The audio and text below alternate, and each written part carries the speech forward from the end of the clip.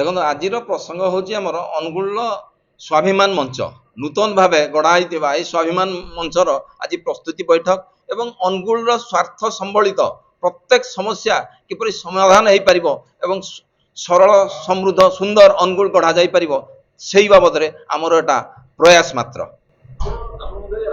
ସାଧାରଣ ନିର୍ବାଚନ ହେଉଛି କଂଗ୍ରେସ ଟିକେଟ ରେସ୍ରେ ମଧ୍ୟ ଅଛନ୍ତି ସ୍ୱାଭିମାନ ମଞ୍ଚ ଗଠନ କରିବାର କ'ଣ ରହିଛି ପ୍ରମୁଖ ଉଦ୍ଦେଶ୍ୟ?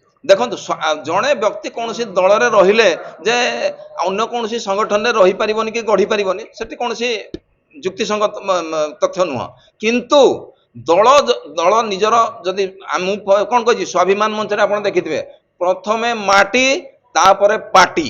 ଯଦି ମାଟିର ସ୍ୱାର୍ଥ ସମ୍ବଳିତ କୌଣସି ସମସ୍ୟା ଏବଂ ସମସ୍ୟା ଗୁଡ଼ିକୁ ଦଳ ଭ୍ରୁକ୍ଷେପ ବା ଦଳ ଗ୍ରହଣ ନ କରିବ ବା ମାଟିର ସମସ୍ୟା ପ୍ରତି ଦଳ ଇଏ କରିବ ଦୃଷ୍ଟି ନଦେବ ତାହେଲେ ମୁଁ ଦଳକୁ ଛାଡ଼ି ଦେଇପାରେ ମଧ୍ୟ କୌଣସି ଅସମ୍ଭବ ନୁହଁ।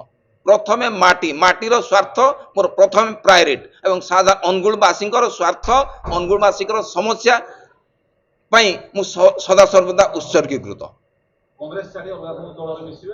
ନାଇଁ ଦଳ ଛାଡ଼ିବାର ନାହିଁ କିମ୍ବା ଅନ୍ୟ କୌଣସି ଦଳରେ ମିଶିବାର ନାହିଁ।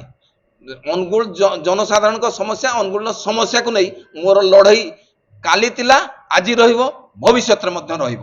ସମସ୍ୟା ଯୋଉଠେ ସମାଧାନର ବାଟ ଆମେ ବାହାର କରିବୁ ଏବଂ ସମାଧାନ କରିଛୁ ତାର ପ୍ରମାଣ ଅଛି ଆଜି କରୁଛୁ କାଲି ମଧ୍ୟ କରିବୁ। ଅନୁଗୁଳ ପାଇଁ ଆମେ ସଦାସର୍ବଦା ଉତ୍ସର୍ଗୀକୃତ। ସେ ସମୟ ଅଛି ସମୟ କହିବ ଆପଣ ମାନେ ଜାଣିପାରିବେ ଜଣେଇ ଦିଆଯିବ ନିଶ୍ଚିନ୍ତ ସେ ସମୟରେ ସମୟ କହିବ।